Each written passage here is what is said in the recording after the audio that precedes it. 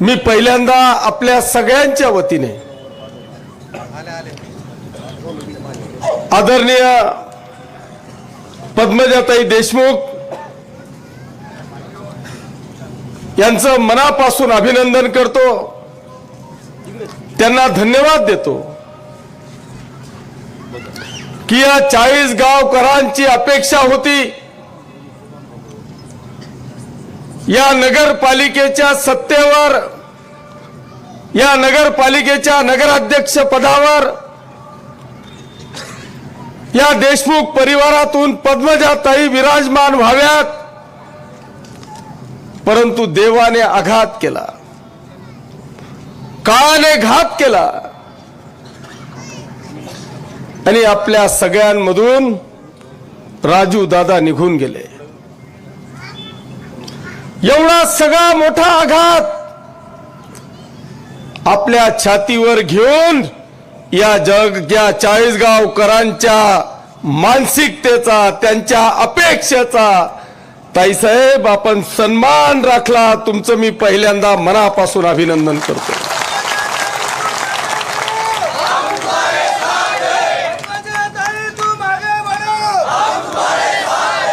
मला चांगलं माहिती आहे, मी राजू दादांशी अनेक वेळा भेटताना त्यांच्या मी एकदा लोकमतचा काहीतरी कार्यक्रम होता आणि त्या कार्यक्रमाला आल्यानंतर दादा मला भेटले। त्यावेळेस मला दादा सांगायचे की आप्पा माझी प्रकृती बरी नाही, माझी आता खरोखर राजकारणामध्ये इच्छा नाहीये। दुर्दैवाने अशी कधी वेळ येईल ही कधी अपेक्षाही केली नव्हती, कधी स्वप्नातही पाहिलं नव्हतं। मला तर वाटतं ताईंचा सुद्धा या विषयाला आता विरोध होता, पण आमची सगळ्यांची इच्छा होती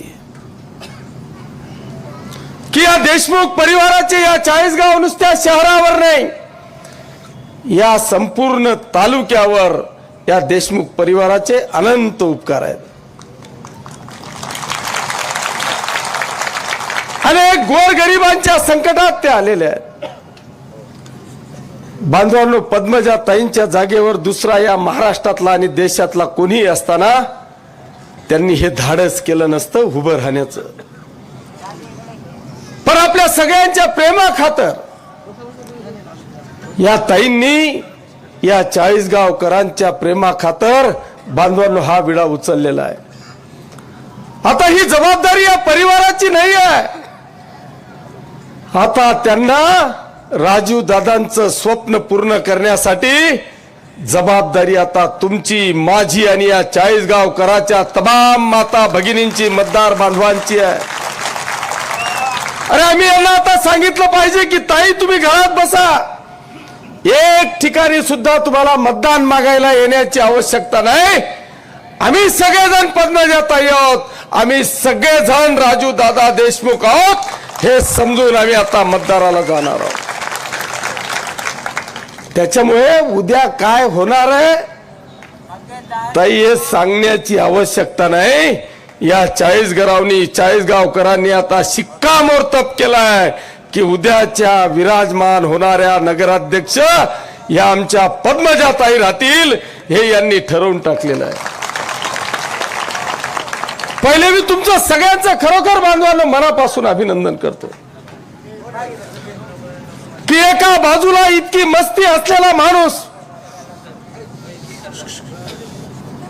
एका बाजूला सत्तेची आणि पैशाची मस्ती असलेला माणूस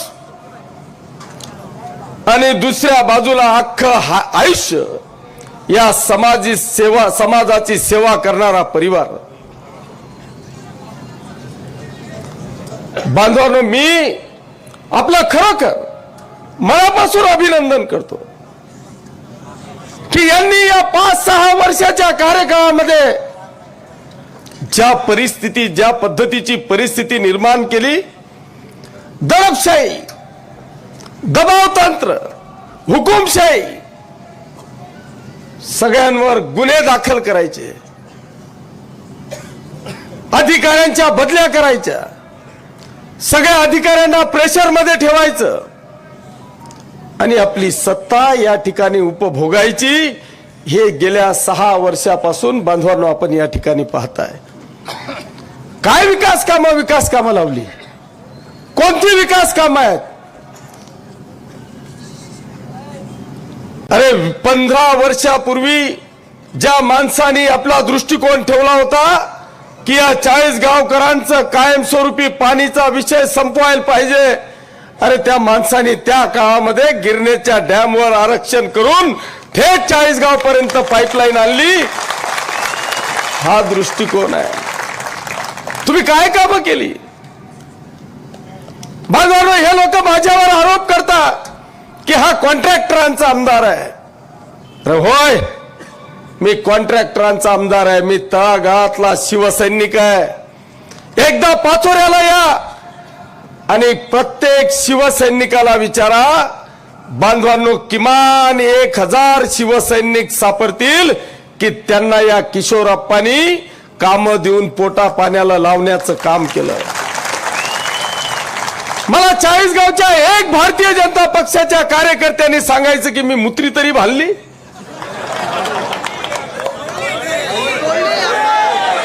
तोडली.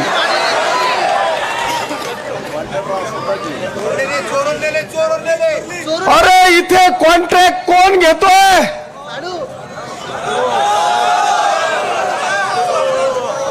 सगळे कॉन्ट्रॅक्ट, सगळे 100% ठेके तुमच्या नावाने घ्यायचे, तुमच्या साडूच्या नावाने घ्यायचे आणि वरती आव आणायची, मी नाही त्यातली कडीला वाहतली.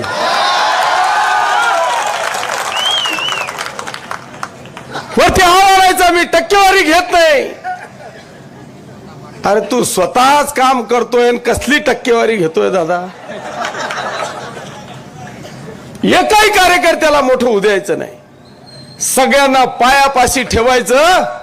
हे धंदे बांधवांनो या ठिकाणी ठीक आहे बाबा, त्याच्यातून का होईना पैसे कमाव, तू करोडपती हो, अब्जोपती हो.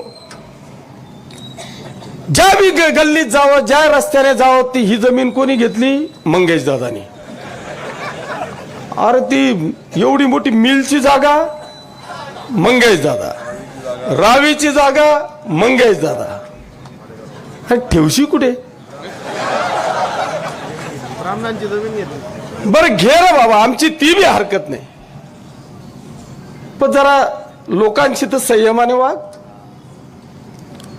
अजून मूज बी दिसत नाही, पण चांगला चांगला माझ्या अशा रुबाब मग बोलत ना. बरं हरकत नाही बाबा, तुझं 40 गाव पर्यंत ठेव ना. पाचोऱ्याला येऊन मला आव्हान केलं.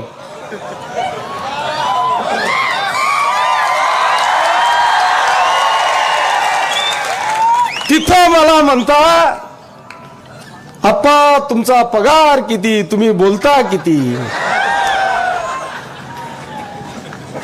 अरे मंगेश दादा, जर तुम्ही लाईव्ह पाहत असाल ना, तर एकदा जरा हा माझा पगार पाहून घ्या. ही जी उपस्थिती आहे ना, हा माझा पगार आहे, हीच माझी संपत्ती आहे. मी 2-4 दिवसापूर्वी सांगितलं ना की मी येणार, तिथं उत्तर देणार.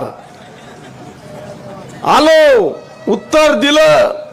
मला इतके मेसेज पाठवले, येऊ नका द्या त्याले, येऊ नका द्या त्याले. अरे काय दादा, माझा तर पगार तुम्ही पाहिला, पण तुमची लायकी किती, तुम्ही बोलता किती?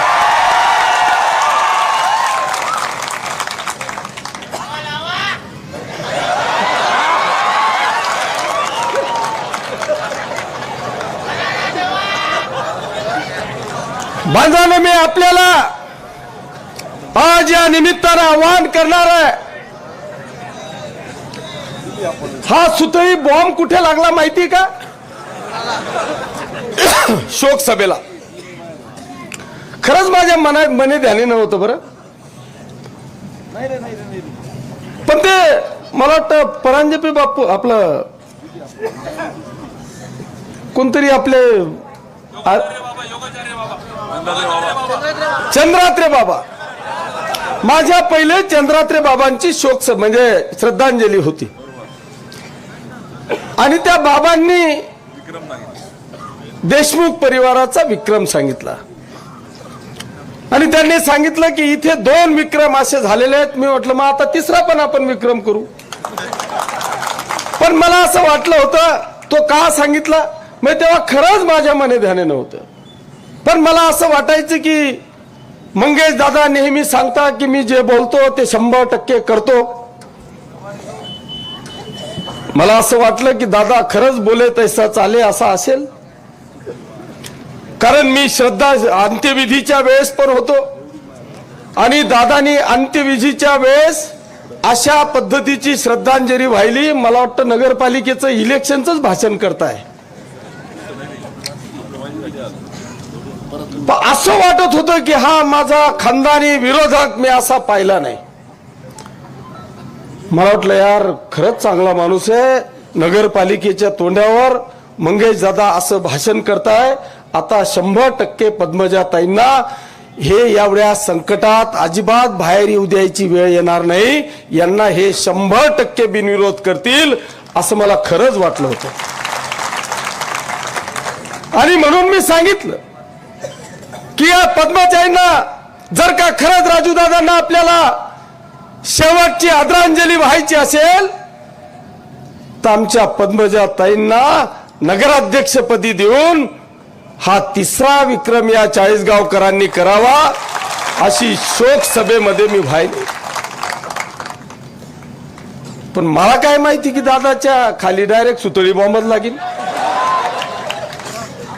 आणि मग तिकडे बोलले आणि त्यांनी सांगितलं की त्या चाळीसगावमध्ये या आणि तुमच्या पक्षाचा फक्त एक शिवसैनिक निवडून आणा, मी तुमचा चाळीसगावमध्ये जाहीर सत्कार करेल. आता मी इतक्या हलकट माणसाचा सत्कार घेईल का? पण मी सत्कार घ्यायचं ठरवलंय, पण ते तुमच्या सगळ्यांच्या हिमतीवर. मी 1001% सत्कार घेईल, पण तो यांच्याकडून नाही, तुमच्या सगळ्यांच्या साथीने पद्मजाताई नगराध्यक्ष पदाच्यावर विराजमान झाल्या की या राज्याचे उपमुख्यमंत्री एकनाथजी शिंदे साहेबांकडून मी या ठिकाणी सत्कार घेणार आहे.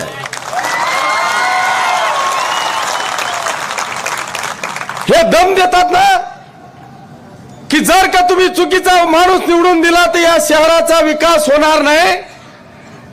बांधवांनो, हा किशोरप्पा आपल्याला शब्द देतो, या राज्याचा नगर विकास मंत्री आदरणीय एकनाथजी शिंदे साहेब आहेत.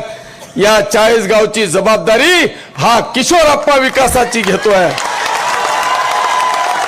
तुम्ही काळजी करण्याची आवश्यकता नाही आहे.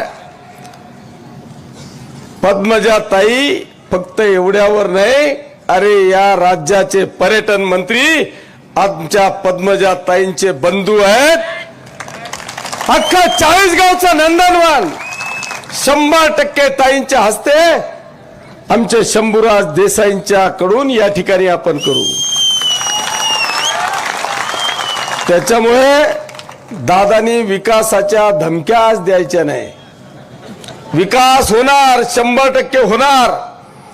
त्याच्यामुळे आपण चिंता करण्याची आवश्यकता नाही आणि घाबरू नका. ते उठले की फक्त दमच देतात डायरेक्ट. अरे जिंकायचं आहे ना तर प्रेमाने जिंका. हे जे जमलंय ना आज, हे वादळ, हे सगळे प्रेमाने या देशमुख परिवारावर प्रेम करणारं हे वादळ आहे. हे दम देऊन धमक्या देऊन जमवलेलं हे वादळ नाही आहे. अरे जर करायचं असेल ना तर एकदा या परिवाराने किती परिवारांना, या देशमुख परिवाराने किती परिवारांना रोजगार दिलाय. तो उद्योग आणून हजारो लोक तिथं उद्योग मध्ये नोकरी करताय, पोट भरताय. अनेक त्यांच्या जीवनामध्ये अशी सेवा केली आहे आणि तुम्ही काय करताय? लोकांचं आयुष्य उद्ध्वस्त करताय. खोटे गुन्हे दाखल करून तुम्ही जेलमध्ये टाकतायत. लोकांना दम देतायत. अरे ताकद असेल ना तर द्या ना एखादी. तुम्ही आज दूध संघावर चेअरमन आहेत. एका बाजूला विधानसभेचा किंवा वरून आणलेला निधी 1 रुपयाचा कार्यकर्त्यांना द्यायचं नाही, त्यांना मोठं वायू द्यायचं नाही. मला वाटतं प्रमोद बापू तुम्ही दूध संघामध्ये संचालक आहात. आतापर्यंत 7 पदं त्या ठिकाणी भरली, परमनंट केली. मी संचालक असताना त्या ठिकाणी अनेक लोक आम्ही भरती करण्याचा प्रयत्न केला. हे निवडून आल्यावर कोर्टात गेले आणि ती भरती त्या ठिकाणी रद्द केली. आज तिथे हे 7 पदं भरले आहेत. शैलेश मोरखाडे MD कुठले, अमरावती. संजय हिंगणकर विभाग प्रमुख कुठले, अमरावती. शरद बोर्डे प्लांट मॅनेजर कुठले, अमरावती. जुमे महाव्यवस्थापक कुठले, अमरावती. मयूर गेडाम अकाउंटंट मॅनेजर कुठले, अमरावती. वाघचोरे प्रशासन विभाग मॅनेजर, बिरेंद्र सिंग मार्केटिंग विभाग मॅनेजर, सगळेच्या सगळे अमरावती आणि विदर्भातले. का बरं आमचे जळगाव जिल्ह्यातले मेले का? बापू थोडीशी ध्यान ठेवा. विरोध नोंदलाय. आपला आत्मा शेतरी काय विरोध नोंदाशिवाय. अरे हे 40गाव शहर एका काळी दुधाचं वैभव होतं. 40गाव शिवाय तिथं दूध घेतलं जायचं नाही, इथं सेंटर होतं. पण आज तुम्ही दूध संघामध्ये जाऊन तुम्हाला तर फक्त इथलाच साडू माहिती आहे. हा साडू दूध संघापर्यंतही पोहोचून गेला आहे. सगळे कॉन्ट्रॅक्ट साडूचेच आहे. याची ठेवण्यात की मी डिस्टर्ब होईल यार. बांधवांनो, मी आपल्याला या निमित्तानं विनंती करणार आहे, तो निमित्तावरच आहे की 10 मिनिटं 10 वाजेच्या पुढे गेले, कारण सगळे अधिकारी बिचारे घाबरतात. आचारसंहितेचं बंधन आहे. आपली सीट विनिंग झालेली आहे, त्याच्यामुळे तो भाऊ केस उपटायला लागून गेलाय. फालतू थोड्याशा करता उगाच डोक्याला ताप करण्यापेक्षा आपल्या हातातली सीट आहे. माझी तुम्हाला सगळ्यांना या निमित्तानं विनंती आहे, तो एकदम भयानक आहे. अरे तुमचं चिन्ह कब्बशीचं तुम्ही सांगितलं का नाही? हा विषय आणखी तुम्हाला माहिती का नाही मला माहित नाही. अरे जर का तुम्हाला निवडून येण्याची, तुमच्या विकासाची, या शहराची, एवढ्या सगळ्यांवर जर का तुम्हाला विश्वास होता, तुम्हाला माहिती होतं राजू दादाच्या आघाडीची निशाणी कब्बशी आहे. यांनी इतकी कलाकारी केली की त्या कब्बशीच्या निशाणीला काळा ब्लॅक करून इतकी छोटीशी कब्बशी केली की ते काहीच दिसणार नाही, लोकांच्या लक्षात येणार नाही. अशा पद्धतीचं गॅजेट या ठिकाणी आलं. मी खरोखर दादा तुमच्या टीमचं मनापासून अभिनंदन करतो. आणि जो कोणी अधिकारी असेल, मला नाव बी माहिती आहे पण मी सांगणार नाही, कारण त्याची लगेच बदली होणार आहे. पण ज्या कोणी अधिकाऱ्यांनी तुम्हाला लक्षात आणून दिलं ना, त्यांचंही मी मनापासून अभिनंदन करतो की दादा तुमच्या लक्षात आलं. रात्रंरात मुंबईला गेले आणि निवडणूक आयोगाला लक्षात आणून दिलं. त्यांनी त्या मिनिटाला दुसरं गॅजेट काढलं, तेव्हा तुमची ओरिजिनल कब्बशी या 40गाव शहरामध्ये दिसते. आणि ही ओरिजिनल आहे. हे ब्रँड आहे तो कब्बशीचा तुमचा. त्याच्यामुळे तिला लपवायचं, कोणी किती लपवली पण त्याच्याजवळ न्याय आहे, कारण तुमचा टाइम आलाय. पोलिसांवर तर इतका अन्याय, अत्याचार. मी तर तिथेही सांगितलं ना आताही सांगतो. बांधवांनो, या 40गावकरांनी कोणाची मस्ती, कोणाची ताकद, कोणाचा दम, दादागिरी या 40गावकरांनी कधी खपवून घेतली नाही. तुम्हाला आज जर का ही दादागिरी तुम्ही खपवून घेतली आणि चुकीची सीट जर का तिथं निवडून आली तर यानंतर आहे ना लोकशाही या 40गाव मधून खतम आहे, खतम. त्याच्यामुळे आज तुम्हाला विचार करावा लागेल, अरे किती पोलिसांच्या बदल्या करायच्या, किती पीआय लोकांच्या बदल्या करायच्या, किती अन्याय करायचा. मी तर तिथे सांगितलं की आता आहे ना तुम्हाला सिंगम पिक्चर एकदा पुन्हा पाहावं लागेल. तुम्ही नाही पाहिला तर निदान पोलिसांना तरी पाहावं लागेल आणि तो जयकाल सिक्रे डोळ्यासमोर आणावा लागेल. हा जो आहे ना हा तुमचा दुसरा जयकाल सिक्रेज आहे. तुम्हाला आता माझी सटकली सांगावं लागणार आहे. अरे तू काय जेलमध्ये टाकतो, चला आपण जेलवर आंदोलन करू, चला. पण घाबरायचं नाही. 40गावकरांना आणि घाबरणं हे आपल्या 40गावकरांच्या रक्तात आहे का? पण मी इतका ऐसान फरामोश माणूसच पाहिला नाही हो. इकडे इतका खानदानी विरोधक सांगायचं, मी पाहिलं हा माणूस असा अचानक कसा आला. ते उन्मेष दादाचं इतकं चांगलं काम होतं, आमदार झाले, तुम्ही आपण सगळ्यांनी सहकार्य केलं. मी ओळखायचो बी नाही, खरंच मी ओळखायचो मंगेश दादाला. मी दादाला विचारलं मंत्रालयात हे कोण आहे, म्हणे आपला पीए. एकेकाळी उन्मेष दादाची थैली मंत्रालयात घेऊन फिरणारा माणूस त्यांचाच कार्यक्रम लावून टाकला. दादा बी सावध राहिले नाही, भरोशावर गेले. अरे इतका पाठीत खंजीर खुपसणारा माणूस मी माझ्या आयुष्यात पाहिला नाही. अरे पहिलं इलेक्शन होतं, त्या भाऊचे इतके इंडिकेटर लागले. मी माझ्या प्रचारात होतो, मला वाटतं 19च्या. मला फोन आला, म्हणे आप्पा काही कर आणि एक सभा तिथं दे. म्हटलं दादा खरोखर मला शक्य नाही. म्हटलं मी एक काम करतो, फोन लावतो, नाही तर मी एक व्हिडिओ तयार करून पाठवतो. मी तो व्हिडिओ तयार करून या 40गाव मध्ये पाठवला आणि दादा तुम्ही 2000 मतांनी निवडून आले,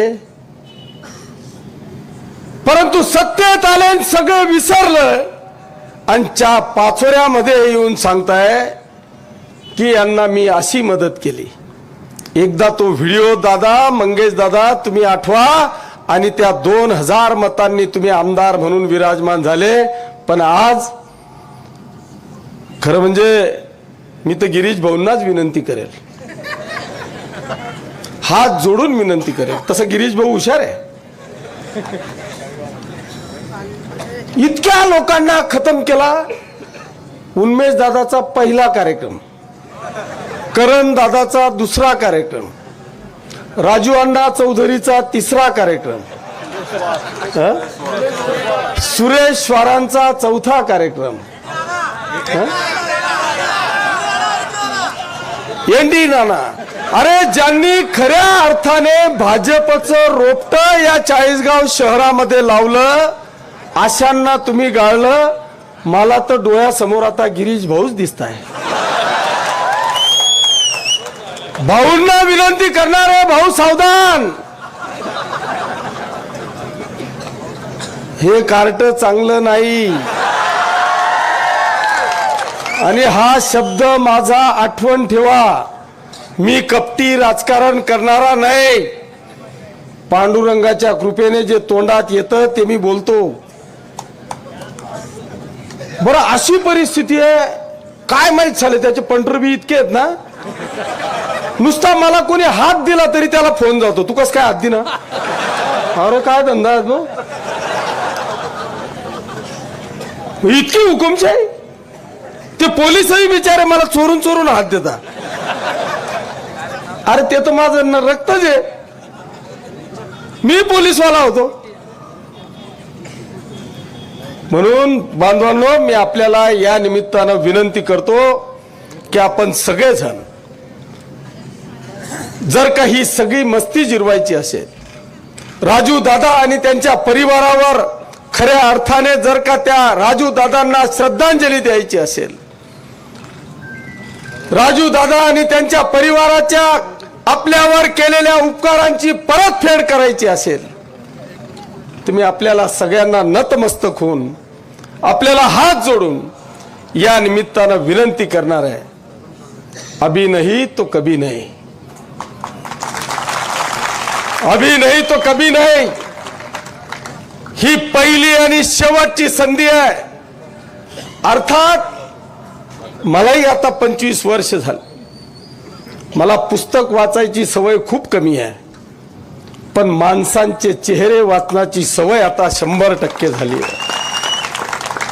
तुमची उपस्थिती आणि तुमच्या चेहऱ्यावरचा हावभाव, तुमच्या शिट्ट्या, तुमच्या टाळ्या सांगताय की 100% 3 तारखेला आमच्या पद्मजाताई या नगरपालिकेच्या नगराध्यक्ष पदावर विराजमान होतील. हे चित्र या ठिकाणी आहे आणि ते करण्यासाठी परमेश्वर आपल्याला उदंड आयुष्य देव ही त्यांच्या चरणी प्रार्थना करतो आणि थांबतो. जय हिंद, जय महाराष्ट्र.